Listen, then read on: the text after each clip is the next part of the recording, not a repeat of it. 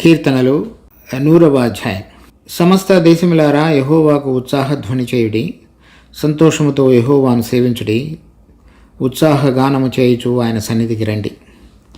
యెహోవాయే దేవుడని తెలుసుకునడి, ఆయనే మనలను పుట్టించెను, మనము ఆయన వారము. మనము ఆయన ప్రజలము, ఆయన మేపు గొర్రెలము. కృతజ్ఞత అర్పణలు చెల్లించుచు ఆయన గుమ్మములలో ప్రవేశించుడి. కీర్తనలు పాడుచు ఆయన ఆవరణములలో ప్రవేశించుడి. ఆయనను స్తుతించుడి, ఆయన నామమును ఘనపరచుడి. యెహోవా దయాళుడు, ఆయన కృప నిత్యముండును, ఆయన సత్యము తరతరములు ఉండును. ఈ కీర్తనలన్నిటిలో కూడా ఈ 100వ కీర్తనలో వ్రాయబడినటువంటి ఒక్కన స్తుతి అర్పణ కీర్తన అని రాయబడింది. ఇంకా ఏ కీర్తనకు అటువంటి హెడ్డింగ్ కానీ లేకపోతే అది టైటిల్ కానీ మనం చూడం. 93వ కీర్తన, 3వ కీర్తన నుంచి ఇప్పటి వరకు ఈ 100వ కీర్తన వరకు చదివినటువంటి ఈ కీర్తనలన్నిటిలో కూడా 93వ కీర్తనలో, 97వ కీర్తనలో, 99వ కీర్తనలో యెహోవా రాజ్యము చేయుచున్నాడు, జనములు వణుకును. ఇటువంటి విధంగా ప్రారంభించబడినటువంటి కీర్తనలకు ఈ 100వ కీర్తన ఆఖరి భాగం. అంటే మన ప్రభు అయిన యేసుక్రీస్తు వచ్చి తన యొక్క రాజ్యాన్ని భూమి మీద స్థాపించినప్పుడు ఎటువంటి విధంగా అనేక పరిస్థితులు, ప్రజలు, మిగిలినటువంటి సృష్టి ఏ విధంగా అన్నీ కూడా దేవుని యొక్క క్రమంలోని తీసుకుని రాబడి ఆయన చేత పరిపాలించబడేటువంటి స్థితిలోనికి వస్తాయో ఆ సందర్భంలో అన్ని పునస్కరించుకొని ప్రవచించబడినటువంటి ఈ కీర్తనలు. వాటిలో ఆగ్రభాగంగా ఉన్నటువంటి, అంటే ఆ వరుస క్రమంలో ఉన్నటువంటిది, తర్వాత కూడా చాలా కీర్తనలు దానికి సంబంధించి ఉన్నాయి, దీనిలో చెప్పబడినటువంటిది. సో దీనిలో మనం చూడవలసింది ఏంటంటే, ఇశ్రాయేలీ జనాంగం అంతయు కూడా వారు మెస్సయ్య మరలా తిరిగి వస్తాడని, క్రీస్తు వచ్చినప్పుడు వారి మధ్యలో దేవుని యొక్క రాజ్యాన్ని స్థాపిస్తాడనేటువంటిది వాళ్ళు నిరీక్షణ కలిగి ఎదురు చూస్తూ వచ్చారు. వారు ప్రభు వచ్చినప్పుడు, మొదటిసారి వచ్చినప్పుడు ఆ రాజ్యాన్ని స్థాపించబడకపోవటం చూసి వారు ఆయనను మెస్సయ్య కాదని, దేవునికి వ్యతిరేకంగా బోధ చేస్తున్నాడనేటువంటి నెపంతో, దేవుని కుమారుడు అని చెప్పుకున్నాడనేటువంటి నెపంతో ఆయనను సిలువ వేయడానికి అప్పగించారు. కానీ అప్పటి నుంచి వారు ఆయనను అప్పగించిన దగ్గర నుంచి ఈ 2000 సంవత్సరాలలో వారి మీదకు వచ్చినటువంటి శ్రమ అంతా ఇంత కాదు. కానీ మన ప్రభు అయిన యేసుక్రీస్తు తిరిగి రాకపోయే మునుపు వారందరి హృదయాలు కూడా దేవుని వైపు తిప్పబడి, వారు ఆయనను ఏ విధంగా సిలువ వేసి ఉన్నారో దానిని బట్టి వారు పశ్చాత్తాపడి వారి హృదయాల్లో ప్రభువుని అంగీకరించి, యెహోవా పేరిట వచ్చువాడు ఆశీర్వాదమందునుగాక అని చెప్పినటువంటి కీర్తనలోని భాగం వారు అంగీకరించి ఆయనను గురించి పాడుతూ ఆయనను ప్రభువుగా, రాజుగా గుర్తిస్తారు. గుర్తించబడిన సమయంలో ఇశ్రాయేలు వారు మాత్రమే ఆయన రాజుగా కాకుండా మిగిలినటువంటి ఇశ్రాయేలు జనాంగం అంతయు కూడా ఇతర దేశాల వారందరినీ కూడా ఉత్సాహంతో, పురికొల్పుతో ఆయన మాకు మాత్రమే రాజు కాదు, మీకు కూడా రాజు అని చెబుతూ వారందరినీ పురికొల్పుతూ ఆయనను గురించి మనందరము స్తుతి గీతములు పాడుదుము అని వారిని హెచ్చరిస్తూ వారిని ప్రోత్సాహపరుస్తూ ఉన్నటువంటి సందర్భంలో రాయబడినటువంటి కీర్తన.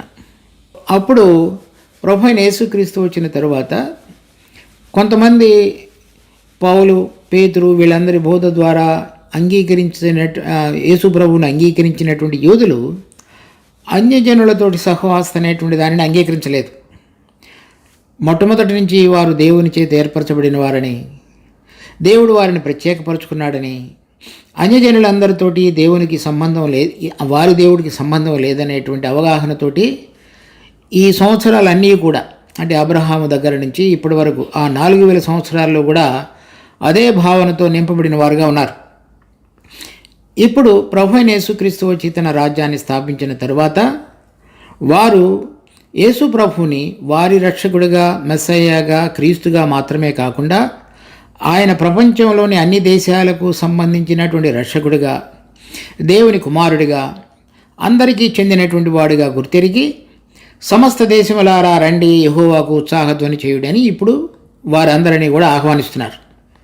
అంటే వారి మధ్యలో అంతకు మునుపు కలిగినటువంటి ఆ భావన ఏదైతే ఉన్నదో అది ఆ ఇరుకు స్వభావాన్ని తొలగించబడి వారి హృదయాలు అందరి పక్షంగా విశాలపరచబడి అందరినీ కూడా పురికొల్పుతూ ప్రోత్సాహపరుస్తూ దేవునికి స్తుతి అర్పణలు చెల్లించేటువంటి దానికి ఆహ్వానించుతూ ఉన్నటువంటి మాటలు ఇక్కడ రాయబడ్డాయి.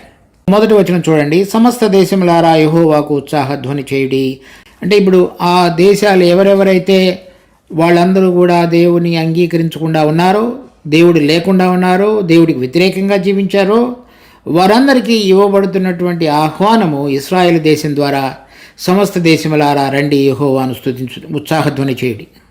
ఎందుకనగా అంతకు మునుపు చాలామందికి నిజమైనటువంటి దేవుడు ఎరగక అన్య దేవతలను విగ్రహాలను వారికి దేవుడని అనిపించినటువంటి దేవుడు కానటువంటి అసత్యాన్ని ప్రేమించుతూ వచ్చినటువంటి జీవితాన్ని కలిగినటువంటి వారు ఇప్పుడు వీరు తెలుసుకున్న తర్వాత అటువంటి విధంగా తెలుసుకోలేనటువంటి అనేక మంది దేశాల వారిని ఆహ్వానిస్తూ పిలుస్తున్నటువంటి పాట. రెండవ వచనం, సంతోషముతో యెహోవాను సేవించుడి, ఉత్సాహ గానము చేయుచు ఆయన సన్నిధికి రండి. ఇప్పుడు ఏదైతే ఇంతకు మునుపు నిజమైనటువంటి దేవుని ద్వారా పొందవలసినటువంటి సంతోషం కానీ తర్వాత ఆయనను తెలుసుకున్నామనేటువంటి ఉత్సాహం కానీ లోపించినటువంటి ఆ జీవితాలలో మనిషిలో ఉన్నటువంటి ఆత్మలో దేవుని యొక్క ఆత్మ ఊదినప్పుడు నిజమైనటువంటి విధంగా దేవునితోనికి సంబంధంలోనికి రాగలిగి ఆ పరలోకపు ఆనందాన్ని ఎవరెవరైతే పొందగలిగారో విశ్వాసులుగా ఉన్న మనం ఇప్పుడు ఆ ఆనందాన్ని వాళ్ళందరూ కూడా అప్పుడు పొంది మిగిలినటువంటి వారిని కూడా అదే ఆనందంతో సంతోషంతో ఉత్సాహంతో దేవునికి స్తుతి గీతములు పాడుతూ రండి అని పిలుస్తున్నారు. విశ్వాసులైన మన జీవితాలలో పరలోకము నుండి ఆయన ఆత్మ మన ఆత్మలో సంధించి ఆయనను ఎరుగునట్లుగా చేసి ఆయన ద్వారా నిజమైనటువంటి ఆనందాన్ని మన హృదయాలలో కుమ్మరించబడినప్పుడు మనం ఏ విధంగా రోజు ఆయనకు స్తుతి అర్పణలు చెల్లించుతూ జీవించగలుగుతున్నామో ఆ రోజున వాళ్ళ హృదయాలలో కలిగినటువంటి గొప్ప ఉన్నతమైనటువంటి ఆ కదిలింపు దేవునితోటి సంబంధంలోనికి రాగలిగినటువంటి అనుభవం ఇతరులను కూడా వారు ఆహ్వానిస్తూ ఈ విధంగా వచ్చి ఆ పరలోకపు ఆనందంతో దేవుని యొక్క నిజమైనటువంటి సంతోషంతో ఆయనకు మనం స్తుతులు చెల్లించుదాము రండి అని పిలుస్తున్నారు. మూడవ వచనం, యెహోవాయే దేవుడని తెలుసుకున్నాడు. ఇప్పుడు మేము ఆయన దేవుడని తెలుసుకున్నాం. చూడండి, జకర్యా గ్రంథం 12వ అధ్యాయం 10వ వచనం, దావీదు సంతతి వారి మీదను యెరూషలేము నివాసుల మీదను కరుణ నొందించు ఆత్మను విజ్ఞాపన చేయు ఆత్మను నేను కుమ్మరింపగా వారు తాము పొడిచిన నా మీద దృష్టి ఉంచి ఒకడు తన ఏక కుమారుని విషయమై దుఃఖించినట్లు తన జ్యేష్ఠపుత్రుని విషయమై ఒకడు ప్రలాపించినట్లు అతని విషయమై దుఃఖించుచు ప్రలాపించుదురు. ఆ విధంగా అంతకు మునుపు ఆ దొంగకు బదులుగా ప్రభువును అప్పగించమని చెప్పినటువంటి అరిచినటువంటి ప్రజలందరూ కూడా వారి తర్వాత సంతానమైనటువంటి వీరందరూ ప్రభు రాకడలో ఉన్నటువంటి విశ్వాసులుగా మార్చబడేటువంటి యూదులు వారందరూ ఈ విధంగా ప్రభు అయిన యేసు క్రీస్తును సిలువ వేసినందుకు ప్రలాపించి వారు రొమ్ము కొట్టుకునేవారుగా ఉంటారు. ఇప్పుడు అటువంటి వారు యెహోవాయే దేవుడని తెలుసుకున్న తర్వాత మిగిలిన వారిని అంటే సమస్త దేశాలు ఎవరెవరైతే అన్యజనులుగా ఉండి దేవుడు లేకుండా ఉండి దేవుడిని ఎరగకుండా ఉండి దేవుడికి వ్యతిరేకంగా ఉన్నటువంటి వారందరికీ వాళ్ళు ఇస్తున్నటువంటి ఆహ్వానం ఏమిటంటే యెహోవాయే దేవుడని మీరు తెలుసుకున్నాడు. తర్వాత ఇంకొకటి చెప్తున్నాడు, ఆయనే మనలను పుట్టించును, మనము ఆయన వారము. ఇది ప్రభు అయిన యేసుక్రీస్తు వచ్చి ఇప్పుడు రాజ్యం చేయడం ద్వారా ఆయన రాజుగా మాత్రమే కాదు, మనల్ని సృష్టించినటువంటి వాడు కూడా ఆయనే. దేవుడు మొదటిలో మరి తన సారూప్యములో తన పోలికలో మనిషిని సృష్టించినటువంటి దేవుడు ఆ విషయాన్ని మరలా అనేక మంది అన్యజనుల యొక్క గమనానికి తీసుకొస్తున్నాడు. కీర్తన 95వ అధ్యాయంలో కూడా మనం చూస్తే 6వ వచనం, ఆయన మన దేవుడు, మనము ఆయన పాలించు ప్రజలము, ఆయన మేపు గొర్రెలము. కనుక ఆయన మనలను పుట్టించడం, మనము ఆయన వారము. మనము ఆ దేవుడిని ఎరిగి ఆయన ద్వారా మనము పుట్టించబడి ఉన్నామనేటువంటి విషయాన్ని తెలుసుకొని తర్వాత నేను ఆయన ద్వారా సృష్టించబడిన వాడను, నేను ఆయనకు చెందిన వాడను అనేటువంటి నిజమైన అనుబంధంతో జీవించడం అనేటువంటిది గొప్ప ఆశీర్వాదం. అది కనుక మన జీవితంలో కనుక సరైన విధంగా ఆ స్ఫూర్తితో మన హృదయాలు కనుక నింపబడి ఉన్నట్టయితే ప్రతి మనిషిని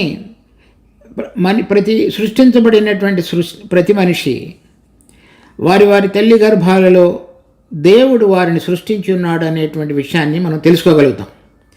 అలా తెలుసుకోగలిగినప్పుడు చాలామంది పక్షంగా మనకు కలిగినటువంటి ఏదైతే వివక్ష ఉన్నదో అది తొలగిపోయి ప్రతి మనుషుడు దేవుని యొక్క పోలికగా ఆయన యొక్క సారూప్యంలో సృష్టించబడిన వాడు కనుక నేను ఏ మనిషిని కూడా అది కించపరచకుండా తర్వాత ఎలాంటి స్థితిలో చూడాలో దేవుడు చూడమని కోరుతున్నాడో అటువంటి విధంగా కాకుండా చూసేటువంటి మనసులో నుంచి మనిషి బయటికి రాగలుగుతాడు.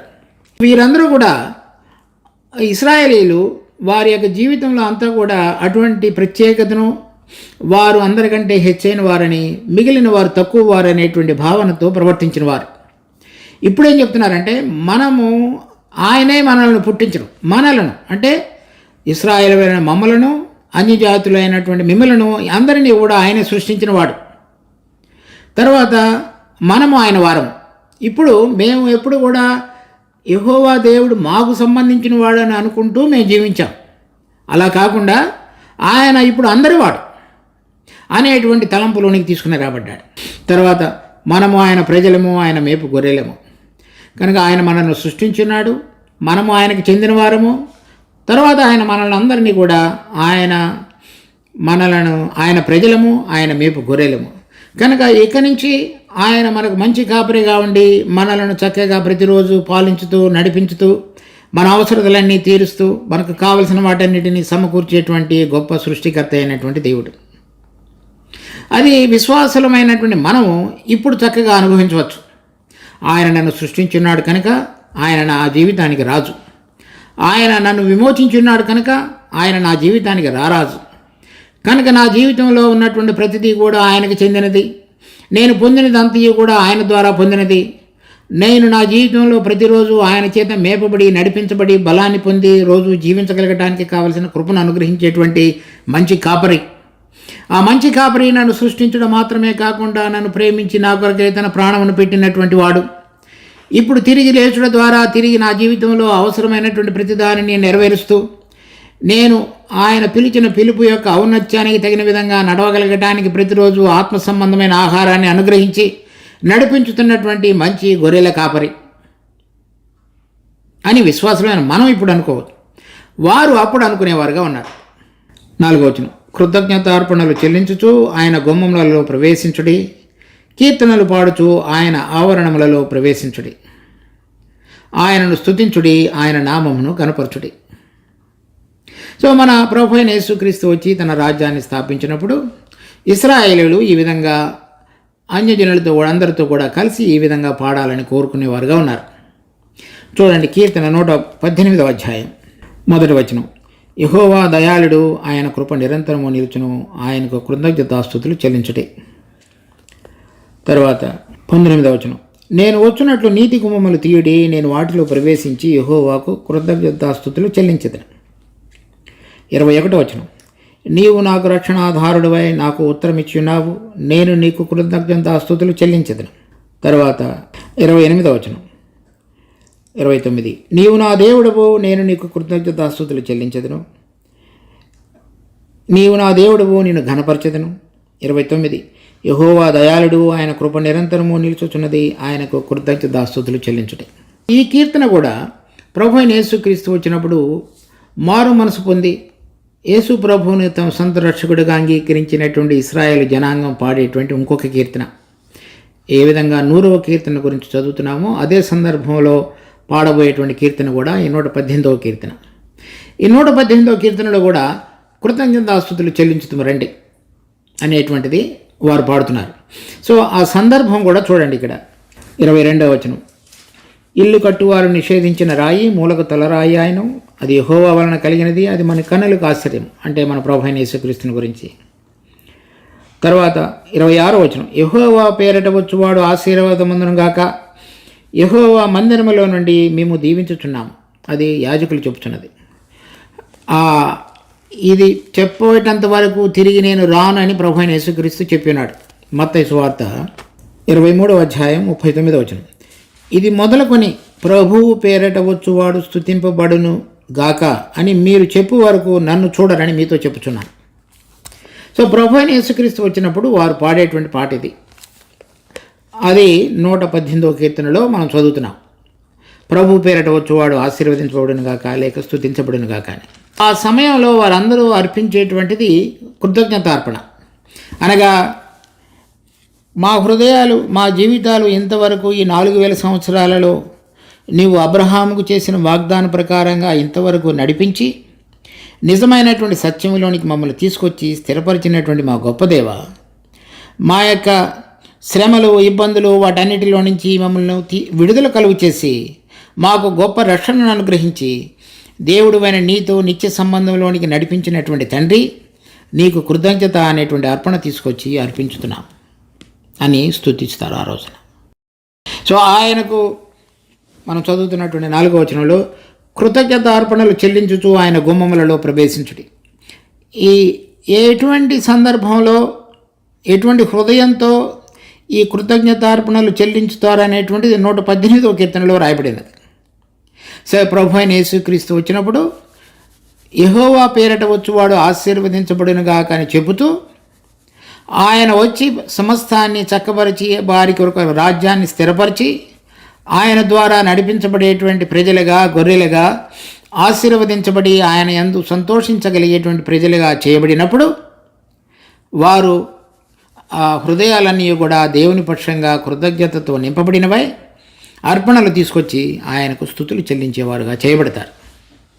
సో అదే సందర్భంలో సమస్త జనులందరినీ కూడా అదేవిధంగా మీరు కూడా కృతజ్ఞత అర్పణలు తీసుకుని వచ్చి మా దేవుడైన యెహోవా సన్నిధికి మీరు కూడా మాతో కూడా కలిసి రండి అని పాడుతున్నటువంటి పాట. 5వ వచనం. యెహోవా దయాళుడు, ఆయన కృప నిత్యముండును, ఆయన సత్యము తరతరములుండును.